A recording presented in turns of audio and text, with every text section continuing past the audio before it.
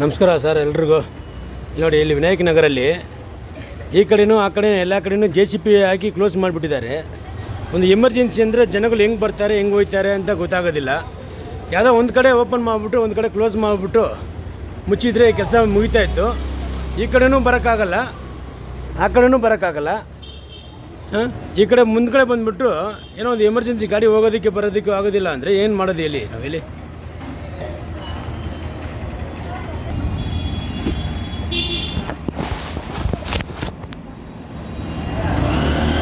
ಆ ಕಡೆ ಜಾಗ ಇಲ್ಲ. ಇಲ್ಲಿ ನೋಡಿ, ಒಂದು ಹ್ಯಾಂಡಿಕ್ಯಾಪ್ ಅವರು ಹೋಗ್ತಾ ಇದ್ದಾರೆ. ಇಲ್ಲಿ ಅವ್ರಿಗೆ ಹೆಂಗೆ ಜಾಗ ಕೊಡೋದು ಅವರಿಗೆ?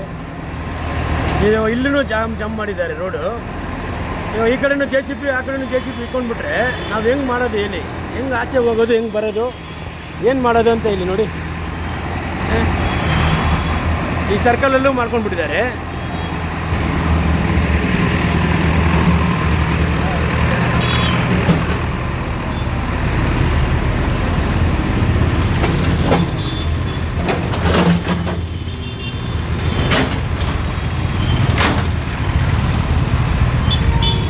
ಜನರಿಗೆ ಒಳ್ಳೇದು ಮಾಡೋದು ತುಂಬ ಒಳ್ಳೆಯದೇ ಸರ್.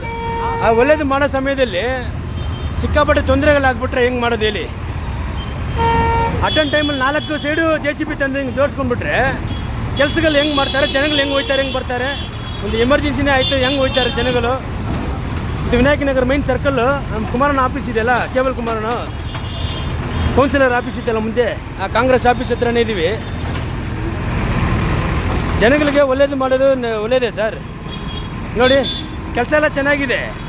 4 ಕಡೆನೂ ಜಾಮ್ ಆಗಿಬಿಟ್ರೆ ಒಂದು ಎಮರ್ಜೆನ್ಸಿ ಇದ್ದರೆ ಹೆಂಗೆ ಹೋಗ್ತಾರೆ ಜನಗಳು ಹೇಳಿ?